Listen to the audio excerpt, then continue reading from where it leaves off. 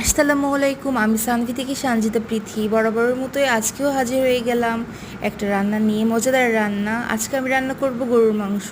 এই যে আলুটাকে কেটে ধুয়ে নিয়েছি, এবার আস্তে আস্তে কড়াইতে আলুটা দিয়ে দিলাম। আলুটা ভাজা হয়ে গেলে পেঁয়াজ, তেজপাতা, এলাচ, দারুচিনি, লবঙ্গ, পরিমাণ মতো আদা পেস্ট দিয়ে পরিমাণ মতো নাড়াচাড়া করে নিলাম।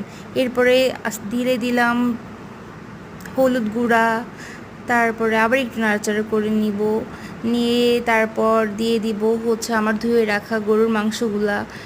এবার গরুর মাংস একটু নাড়াচাড়া করে তারপর দিয়ে দিব হচ্ছে আমার কেটে রাখা শুকনো মরিচ, কারণ আম্মু বলে শুকনো মরিচ নাকি আস্ত দিলে নাকি বেশি স্বাদ হয়।